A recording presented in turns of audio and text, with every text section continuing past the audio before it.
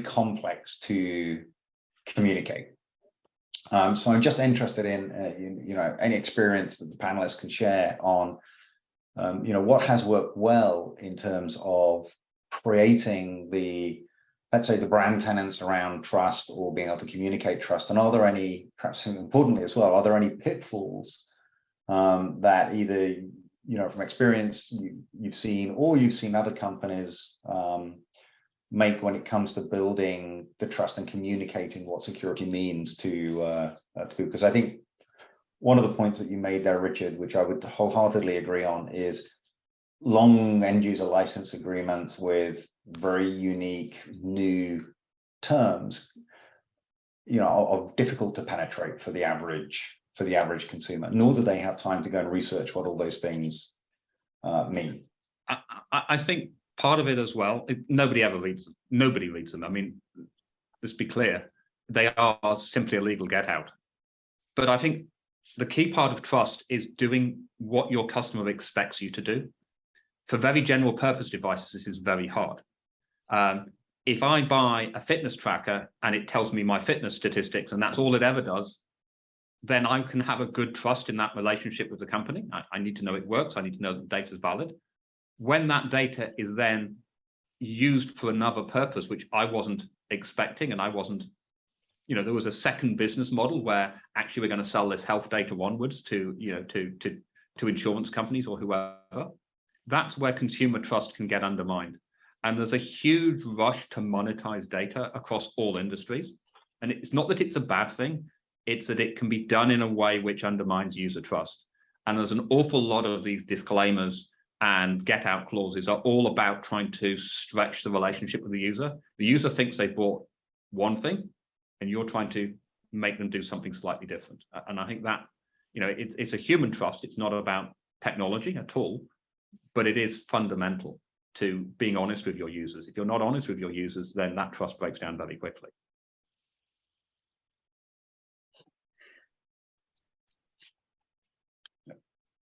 I was going to ask Amy, often when we talk about things, we say it's not a matter of life or death, but actually in automotive, it is. So. Yes. I would like to build on what Richard was saying too, the trust between the companies and the consumer, let's say, but there's also an aspect of trust between companies. And I think this goes a long way with the public. One of the things that I got really involved in as well is the Automotive ISAC, or the Information Sharing Analysis Center. And the whole point behind that is that companies are working together to keep the public safe. And so even just as a member of the general public, yes, I was participating in this activity, so I'm biased, but as a member of the general public, I think it feels good to know that the companies are not just looking at their own business interest when it comes to your security, they're also working together and not competing on security. So they're talking with each other. They're sharing common vulnerabilities that they found. They are working together on their processes and trying to move things forward. This was also the case in automotive safety. In automated vehicles, there's a big public trust aspect of that. If I'm going to get into a car and let it drive me around, I better be sure that the companies that are putting these things together have gone through the proper steps. And they've not just gone through the proper steps within their own company, but they're also, collaborating with others that are also having the same goal. So I think this goes a long way to the public trust. And so, yes, the safety aspect.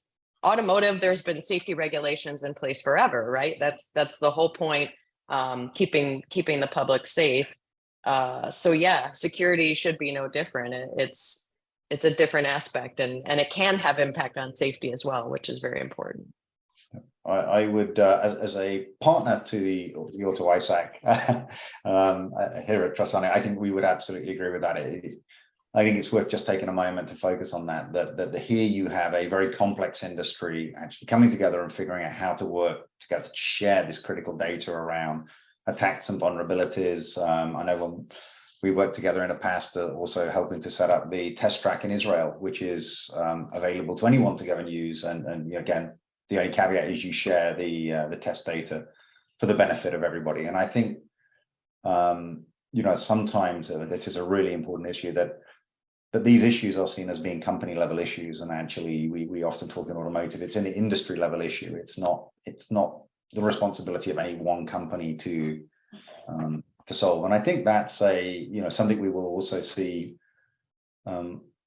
again, that over time, the successful companies not only share within their own industry, but they share with other industries as well, with the recognition that if we just take a vehicle as a good example, the number of devices that get brought into that vehicle are increasing all the time. The things a vehicle will connect and talk to, when we look at vehicle to infrastructure or vehicle to anything technology, means that the car is sharing to the world around it, and the world around it is sharing to that car, and suddenly you have this very challenging n-squared security problem to deal with. So I think that broader thinking of how do I work with others, how do I validate outside and beyond my company, the point that you were just making, Amy, is absolutely critical. And again, I think that is something that can be communicated and shared to build consumer confidence at an industry level, to ensure that then you've got an industry, and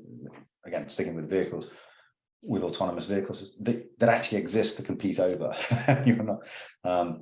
Because getting into a vehicle that doesn't have a steering wheel is quite a psychological challenge. It's that lack of control that you have, even though we do it all the time on trains and planes. But it's an interesting point you make. I think automotive industry is really good in that it is coming together, and security absolutely shouldn't be a differentiator. I'm not so sure that's always going to be the case in some other industries, though. I think certainly when you look at personal electronics, we're seeing some brands are pushing security as being a key part of their brand compared to their competitors. So I think in the short term, you're going to see that in consumer electronics. There are going to be those who meet the new regulations and exceed them quite quickly. And I think there is an increasing consumer awareness. And in some areas, that's seen as competitive advantage. If you're building web cameras or things that are collecting your data, then people are looking for a brand they can trust over maybe a no-name brand that they can't trust. So I don't think it's the consumer electronics market has got that level of maturity yet, where the industry is coming together to try and meet these problems together. At the moment, it's much more of seen as a competitive advantage that solution brand X is better than brand Y in terms of security, and that's probably a good thing because it's a less mature market. Yeah, but if you look from in the consumer electronic market, cybersecurity is still a bit of, or can be a bit of a scary word.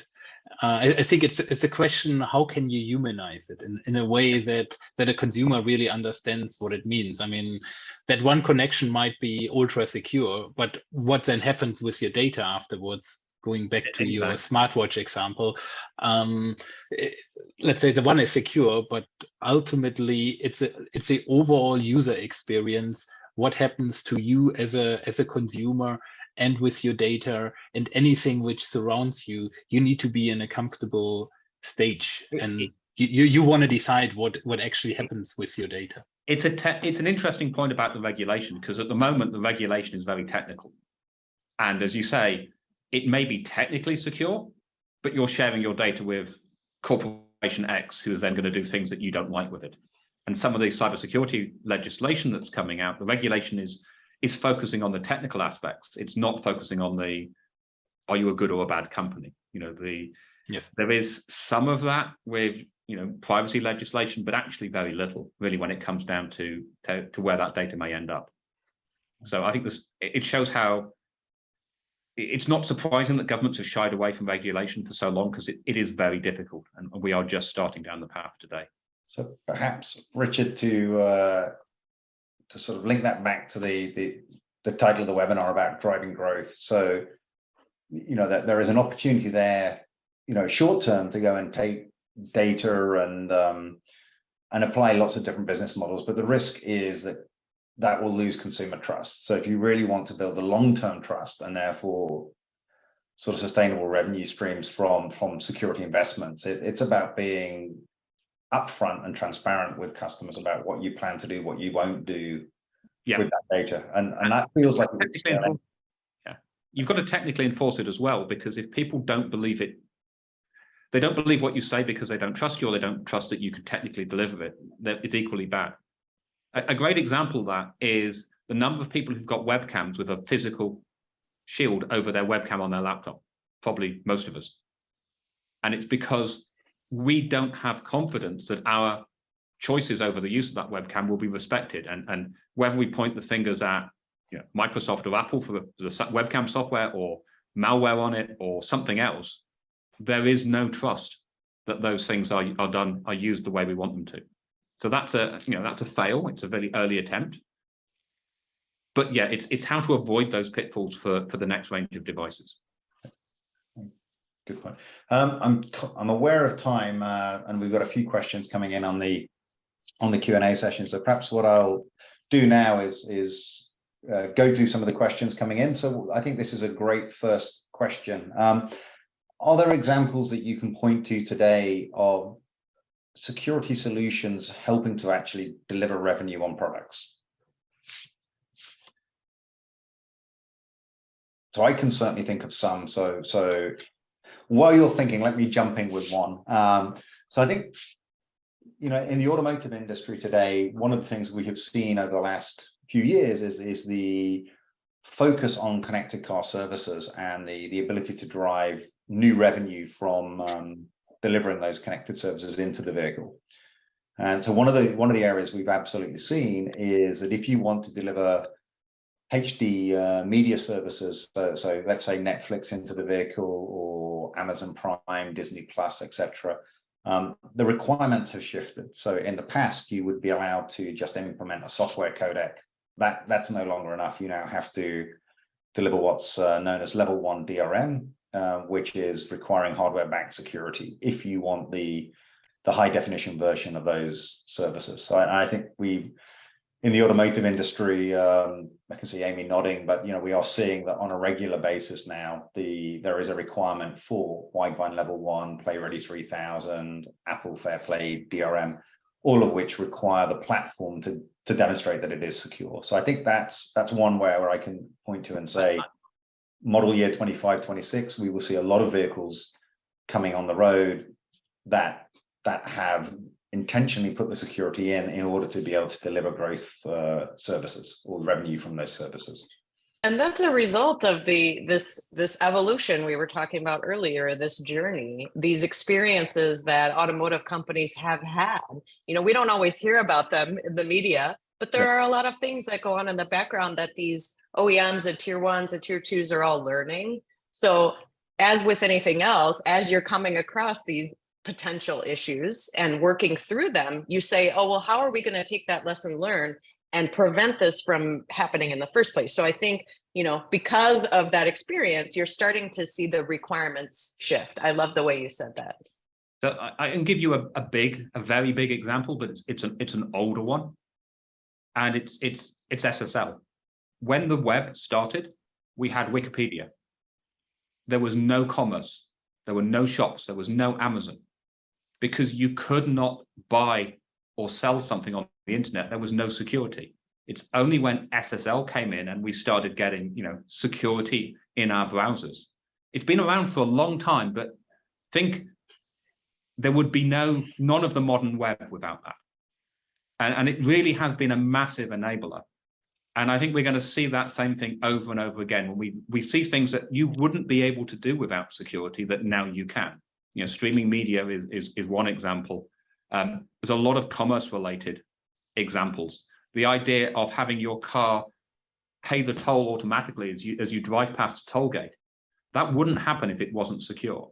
So they're not always very sexy examples, but it's an absolute necessity for any of these connected services. Yes, absolutely. And actually, even if you look into the phone world, when you look at Africa, you see quite a few fintechs now coming into the market, which are offering device lock solutions. But the proposition towards the consumer is this is enabling you to finance your device, which wouldn't be applicable and wouldn't be available without a security solution in one way, shape, or form. Yeah, absolutely. So good. So we it's good that we can all come up with different examples that are showing that security is not just about protection, but also about revenue growth. Another question that I've got here, and I think unfortunately will probably be the last one based on time, but do you see a time in the future where companies that don't effectively communicate the security they're putting into their products will find it challenging to be able to sell those products to consumers? And if so, sort of, is that 5 years, 10 years away? What is that cutover point in your mind?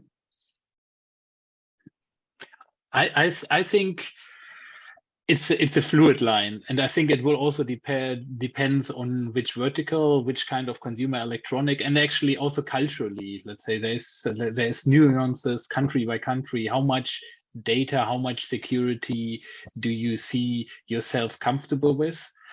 So I don't think it's there's I can say 5 years or 10 years. I think there is a trend, and it's a trend which is coming more and more vettable, and therefore and I think that is not only consumer, especially in the B2B area. This is actually more of a core than on the consumer side of things. On the consumer side of things, you're expecting a certain level of trust to a brand you're investing in, and you're buying the product of. I mean, take the example this week from Adidas. I think it's a very good example in the way that you cut your ties with a partner you don't trust any longer. Yeah, I think it's a great example. It's not, again, it's just not about the technology. I would put it slightly differently. I think back to the idea of regulation. I think in some markets the consumer will be aware and they will have a view on this. In other markets, you just won't be able to sell. If you don't get a type approval for your car, if you don't get the CE mark on your toy, you're not allowed to sell it. And the same will happen with cybersecurity, and it'll vary in regions. We're already seeing for medical equipment, for example, that if you don't meet the cybersecurity, you can't sell in that market. So this is going to happen increasingly. So it will be about awareness in some markets. In other markets, it'll just be table stakes. If you want to play, you have to meet the necessary, relatively low, but you have to meet the low watermark for security. What was that acronym you came up with? Minimal secure product. That was the one. Yeah. I'm going to instantly go and trademark that. Yeah, I think too, just to add to that, the consumer awareness around cybersecurity as that builds. I think there had been, in earlier technologies, this blind trust that, of course, it's safe because it's out there and available for me to use. But in reality, we kind of know that's not always the case. And so as consumers become more aware of what their risks are and their risk tolerance, everybody's got a different risk tolerance of what they're okay. Some people might still want to hide money under their mattress. I don't know. But, there's things that as the public's understanding of what their risks are grows, that is also going to play a role in the ability for companies to sell their products. Absolutely. And I think that's a great point to emphasize, that everybody will have a different risk tolerance. So we will never get to a perfect unified state where the same solution is appropriate for everybody, but it is part of that journey that we've talked about during the last hour. So I think, unfortunately, I think we're just about out of time. So I would like to thank all of our panelists, Amy, Richard, Oliver. I personally found that, extremely insightful. I think we've talked about, if I just look at the ground we've covered, we sort of had the discussion around, yes, regulation is a good thing. It's a starting point. It's going to help give a baseline that will simplify how you comply with developing and delivering products into the hands of users around the world. But then looking at that challenge of security becoming embedded into the heart of the company, and it's really a journey. It's not a big bang, one-time event, but it's an evolution that will continue to happen. And then I think the challenges of communicating this out to consumers, but we can see already, that there are great positive examples of where companies have been able to create and generate value already, or in the process of doing that by focusing on security and making it a core a core part of the product development, the service philosophy. And I think just to come back to that last point, yourself, Amy, Oliver were highlighting there that it will be, you know, an appropriate solution for the target audience, for the target vertical. We probably won't have one unified. Yes, we've now got perfect security, and different user groups will be happy in some cases for people to have access to their data.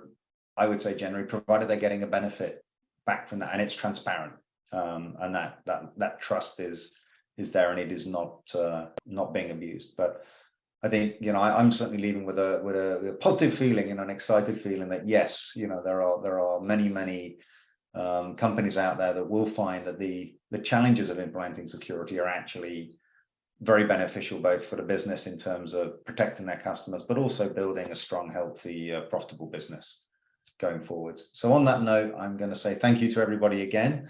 Thank you to the audience who joined us today. If anybody has any questions or that we didn't get to, or follow-up questions that come to mind later, feel free to please reach out to me at andrew.till@trustsonic.com, and enjoy the rest of your day. Thank you.